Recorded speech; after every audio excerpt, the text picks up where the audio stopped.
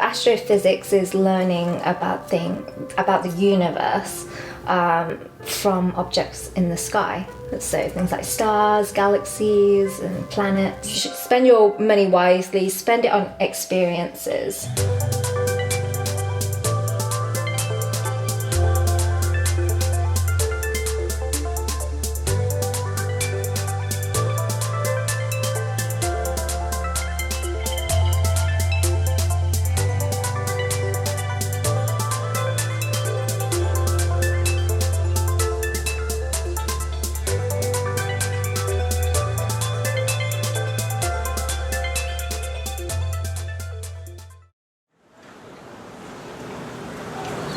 Hi, New York Reelers.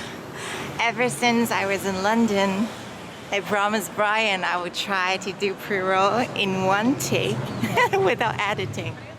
So in this episode, I'm bringing you a very special guest. She is an astrophysicist. Her name is Maggie Lieu. You might have heard of her because she was all over the news and in the paper. She made the shortlist of 100 prospective astronauts in the Mars One project. And she is studying for her PhD at the University of Birmingham. She's very active in outreach and teaching. She has a big heart for science and people. She's extremely intelligent, beautiful, and fearless. So I think you would really enjoy this episode, especially when I asked her the questions about health, wealth, love, and happiness. She had great answers to give. I hope you would enjoy this episode, this interview with Maggie Lieu. This is New York Real. I'm Olive. Today we're in London and I have Maggie Lu here with us. She is doing a PhD in astrophysics in the University of Birmingham. Some of you might have already know her because she made the shortlist of 100 prospective astronauts out of 200,000 applicants for Mars One mission. And she is doing research that involves analyzing the masses of some of the heaviest structures in the universe, which is the galaxy clusters. Galaxy clusters, how much do you know about it? I don't know much. Welcome to New York Real. Thank you for having me. Thank you. So let's start with something that I know nothing about. Dark matter. Okay. What is dark matter? So no one actually knows what dark matter is, and it's a huge question. I would probably get a Nobel Prize if I figured out what it was, so I'd love to answer that for you, but I really can't. And one of the things that I'm studying is the mass distribution of these objects called galaxy clusters.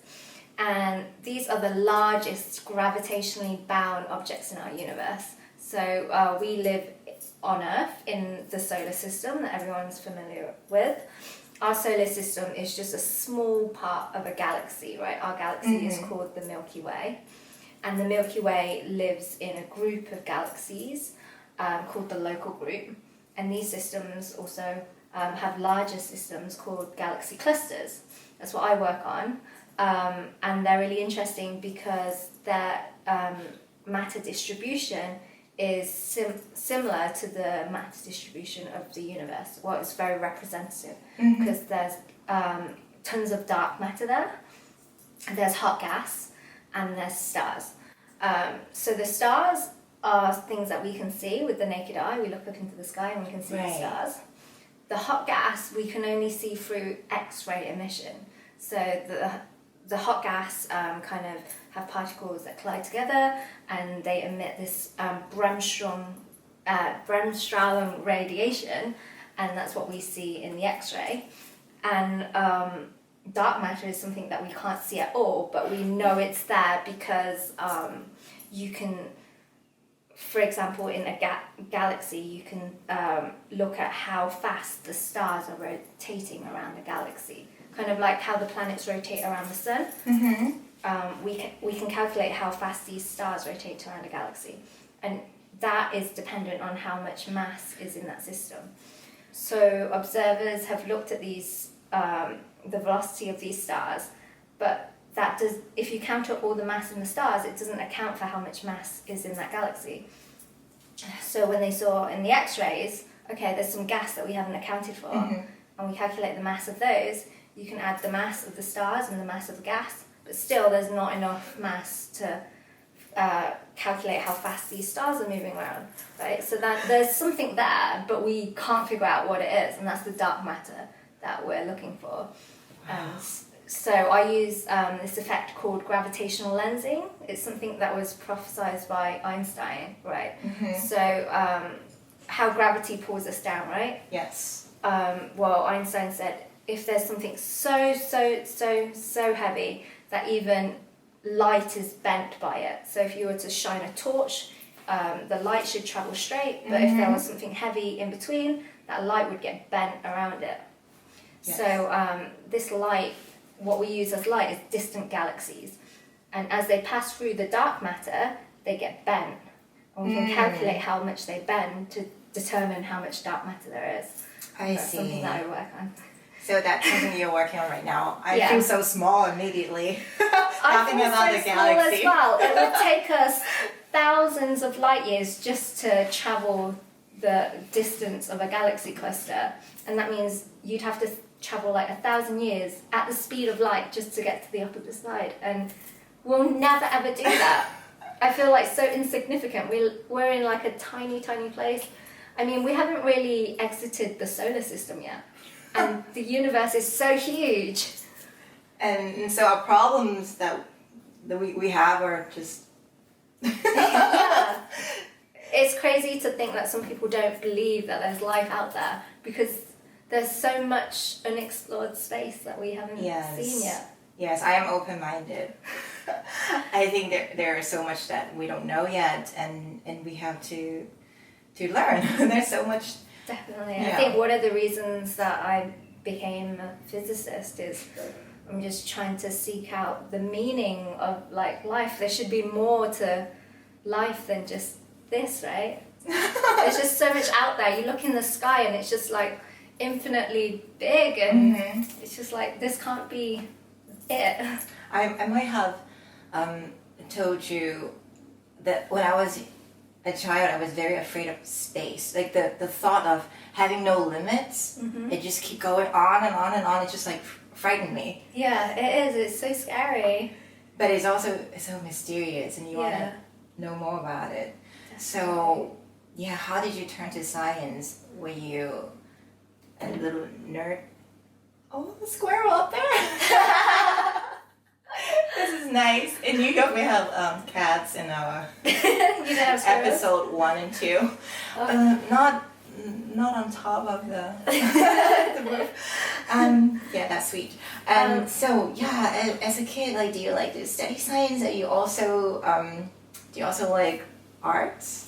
So I got into science because I used to be in a science club, an after-school science club, and in these sessions we would do experiments. Like, I remember one particular experiment that I did was made this mechanical greenhouse, and it was just all contained, and it would water the plants itself and things like that. So I just found it really cool to be able to work on these like groundbreaking projects, basically. How young were you? So 11. Oh. Yeah, and I am interested in art as well, but I'm more of a sciencey person, I think. I see. So, I'm not familiar totally with the school system. So, at one point you would have to choose, because I grew up in Hong Kong. Hong Kong was under British rule, so we do have to choose when we were around maybe 15. Yeah. Either art or science. Yeah. Well, some people are good with both, but you do have to make a decision. Is that how you chose? That's the same here. Like, we do our GCSEs when we're 16, so at 15 we would choose our specialised subjects. And strangely, right, my subjects were actually, so I did double science, but I also did dance and music. Oh yeah? So it's a bit crazy, but when you have sixth form after you're 16, right, 16 to 18 is kind of like A-levels. So during that period I did the free sciences and maths, because I've always been interested in science.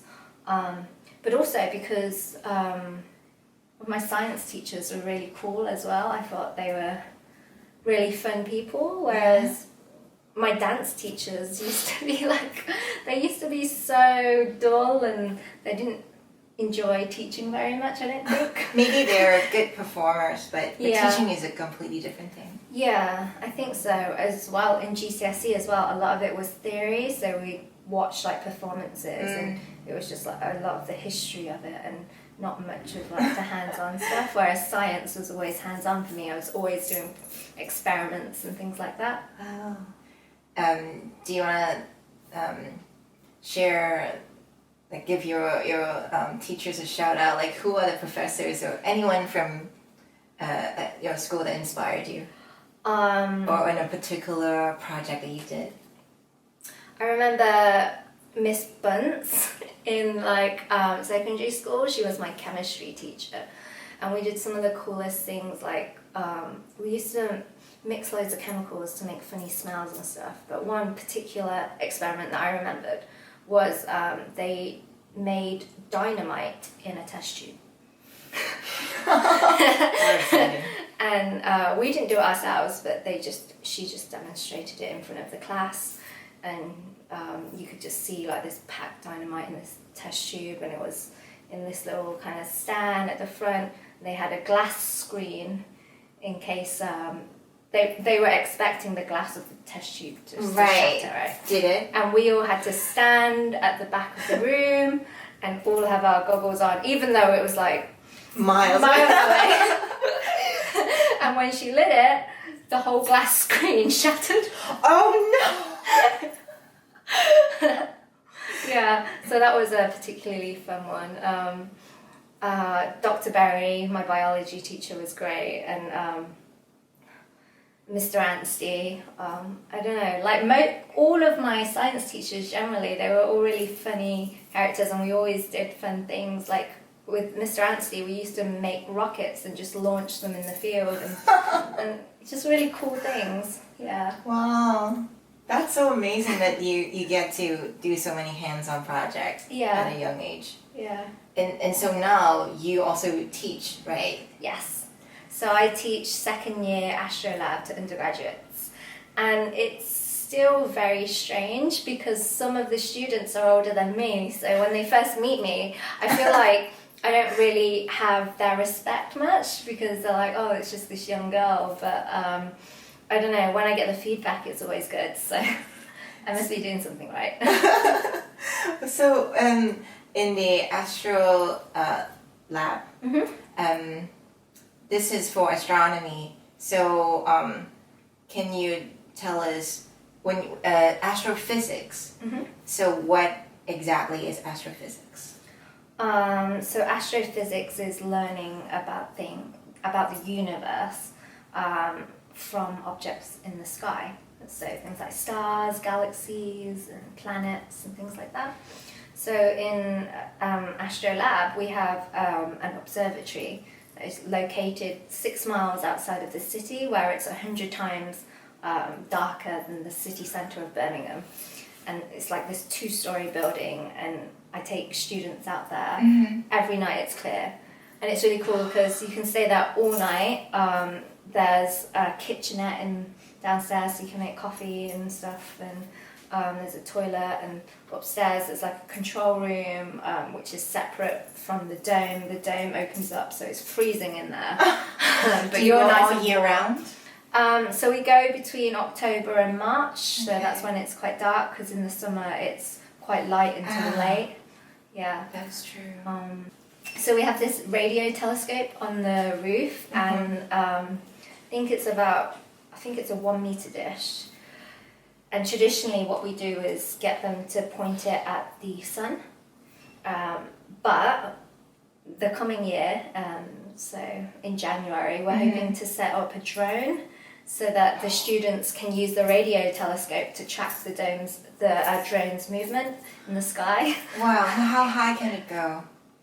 Quite high. I don't know. That's crazy. This Really is so cool. much fun. Yeah. What you do and what you teach. Yeah, all the students love it. They love going to the observatory, even though it means you're doing extra hours because we can't go until late and they have to stay up to midnight or sometimes even gone midnight. But they love it. They want to spend as much time as they can doing this kind of stuff, which is great. Wow. And you also do a lot of outreach work and you speak. Yeah, so it's hugely important to me to do public engagement and get people interested in science because I think, specifically for girls, because in physics, the typical number of students that do physics that are females is about 20%. 20%. So it's a completely male-dominated subject, and it's not because girls can't do physics. It's just I think it's because they're quite intimidated by the boys, right? And they think it's a super hard subject and things like that. I don't know. So I think it's really important to get female physicists doing more of acting as role models, getting themselves out there to show kids at school that there are girls that can work in physics and science in general. So I go to science fairs, I go to schools to give talks, things like that. Yeah, so you were introducing these organizations to me, the UK sets, the VIS and the STEMnet, and are part of the organizations that you do reach out. So I've been a part of STEMnet since I was 18. So STEMnet is Science, Technology and Engineering and Maths Network. And the idea is to get local schools in touch with people in industry and with careers in science, technology, engineering and maths basically, which is really good. I get to go into local schools or local schools will contact me if they want to run a workshop and things like that. All ages? All ages. Primary, secondary school students, everything. So that's good. UK SEDS I got involved in when I was 20, I think. 21. So UK SEDS stands for UK Students for Exploration and Development of Space. And they're a national organisation, so they work all over the UK to bring science to the local, to the universities in the UK. So there is a SEDS USA as well, and there's a SEDS India. And so it is a global project. But the UK SEDS one is based only in the UK. And we do have a conference every year where we get in touch with the US and Indian counterparts, which is nice. It's just promoting space on all scales, basically.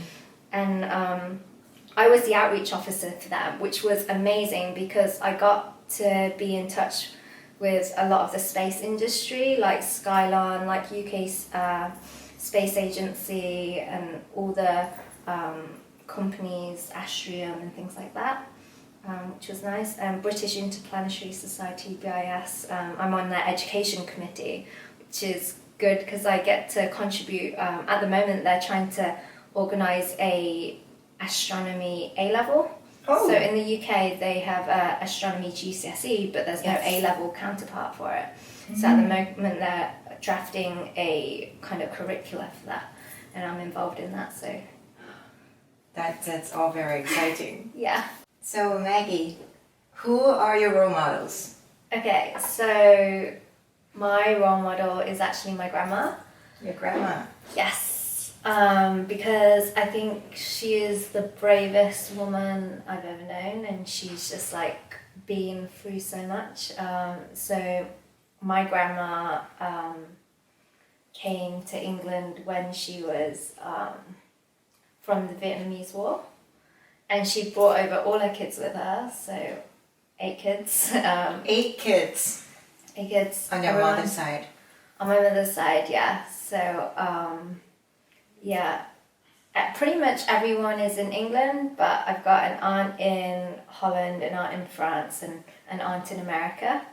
And then all the boys are here, my mom's here. And she just came to England with nothing. She left everything behind. She had quite a few businesses in Vietnam. She had like a lot of farm animals. She used to tell me that she had like cows and pigs. She had loads of cats and dogs, and she just left everything to escape from the Vietnamese War to England, to a country where she didn't know anyone, she didn't know anything, she didn't speak any of the language. So it must have been a huge culture shock for her, and she managed to raise all her kids in England. So I just think she's amazing. She doesn't even know English before coming here. She didn't even know English at the end. Like she managed to survive like all her life without learning English, whilst giving up everything to come here. Yeah. So did your mom tell you about her childhood, or her teenage years of coming here? Yeah. So my mum came here when she was 17, and she started school here. In like college basically, which is very strange for them because in Vietnam traditionally girls could not go to school. So all my uncles got to go to school and were educated in Vietnamese, but my mum didn't learn anything, and it wasn't until she came to the UK that she had the opportunity to do so. Is it because they think girls will just be married off and they don't need to be educated? Yeah, I think that is part of the culture, that women will get married and have kids, and that's it. There's like nothing in for them. They don't need to go to school. So you were big on getting educated. I remember reading on your blogs that one of the blog posts was why getting a PhD is so important. Yeah, definitely. It's just I really appreciate the fact that I can go to school because of how my grandma and my mum was raised, I think. Yeah, I think our grandparents really, when we think about them, it motivates us to do even better because we know we're given so much, our generation. I know. Well, that's what my mum and my grandma would say as well. They were working from very young ages. My mum was selling things on the streets of Vietnam when she was 6, and it's kind of like when you're 6 here, all you do is play around, and everything's handed to you on a plate. So you're very appreciative. Yeah. So I read about the planning of a mud run. Did that happen? Yeah. So I like to keep fit a little bit. You're active. I go to the gym once a week, but nothing serious. I do like all the classes like Zumba and Bokwa, BLT and things like that. And my friends do as well. So we go for typically like 5K or 10K runs. So mud runs are, I don't know if you have them in America, but they're quite popular here. I guess it's not as popular as I thought because I have not heard anyone of my friends do it. Yes. Yeah, we do 5Ks. Yeah, so it's how super is fun. it? It's literally jogging through woodlands, basically, but parts of it are swamps and parts of it are lakes that you have to swim across. And there's like obstacles where you have to climb over and things like that. It's a obstacle course that's already picked out for you, so you don't just explore. Yeah. You know where you're heading next. Yeah, so it's all like cordoned off for you. And do you need to be a good swimmer? Well, usually there'll be like 2 options. If there'll be an option, like you'll come to like a fork road and there'll be like an option for good swimmers and okay swimmers. Wow. It's usually fun and you get covered like head to toe in mud, and it's just a great experience. I think you should definitely try and do it. That sounds so fun. I don't know where we can do it. Probably there are places that... There's like, usually there's also things like colour runs when you run, and you'll get kind of like, is it the Indian Diwali kind of festival where they get covered in like coloured Yes. powders. So Yes. there's a lot of them going on in the UK as well. And we also have like the night runs where like people will run in the dark and there'll be like kind of neon lights everywhere and things like that. Oh wow. There in London Real, one of the interviews of Joe DeSena, the guy that started Spartan Race, he said he likes starting to run at 10 p.m. because at 10 p.m. you started early and then you go through the night, and when the sun comes out you just like get a second wind, you kept going. From 10 p.m. till morning? Yeah, his runs are like 100 miles, 300 miles, is crazy. No. Yeah. Recently I went to a conference in Croatia, and one of the professors who was also at the conference, he was doing it's called an Ironman. Yes, I've heard of it. Oh. So every morning there's like this nearby island from where we were staying. We stayed at this amazing hotel which outlooked on the sea. There was like a nearby island that you could see floating there. Mm-hmm. And every morning he would go and swim lapping around the island. It's like, it's so crazy. Wow. I think it's really inspiring to hear what other people do for fitness, and then you challenge yourself. I've never done a marathon. I'm thinking about a half marathon. Yeah. I just hurt my leg. I need to recover and train. I think it's so important to stay fit though, and also it motivates you like throughout the day. Like if I go for a run in the morning, I'm pretty awake for the rest of the day. That is true, and not just waking up, running to the first meeting or something. Yeah. Grabbing a coffee on the way. No, I mean like a proper short run. Mm-hmm. Yeah, you're very active. That is cool. Okay. So there are 3 questions that I always ask my guests. Okay. And I'm gonna shoot you with the first one. Okay. This is not very far away, but if you are to Skype or FaceTime or Google Hangout with the Maggie from 5 years ago, well, the 20-year-old Maggie, do you have any advice for her? What would you say to her?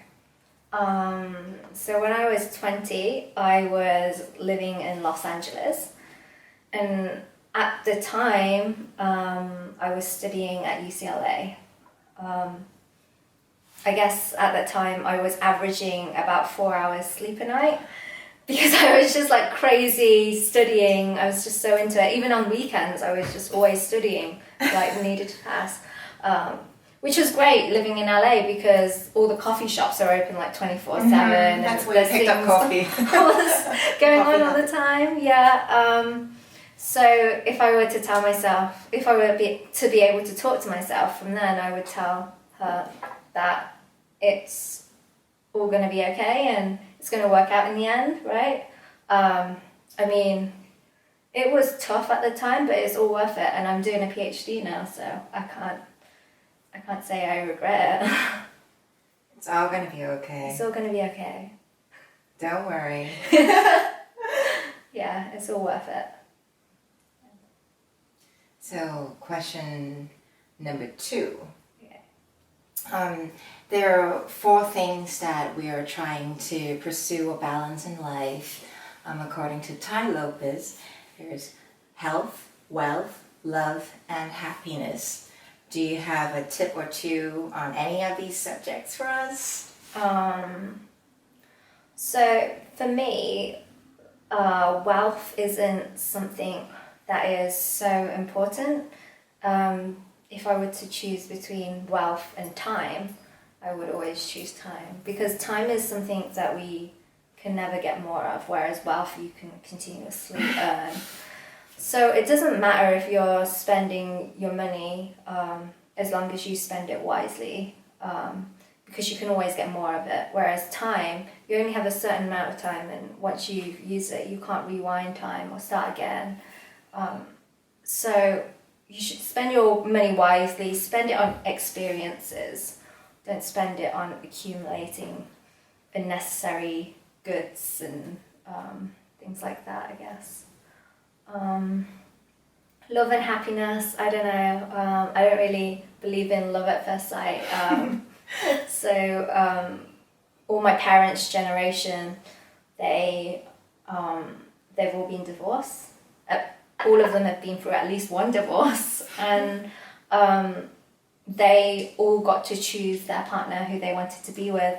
Whereas my grandma's generation, she didn't get to choose who she wanted to be with. She was in an arranged marriage, and she never liked her husband at start. She didn't like her mother-in-law at start. She wasn't very happy at the start, but in the end, she worked it through, and they remained together all through her life.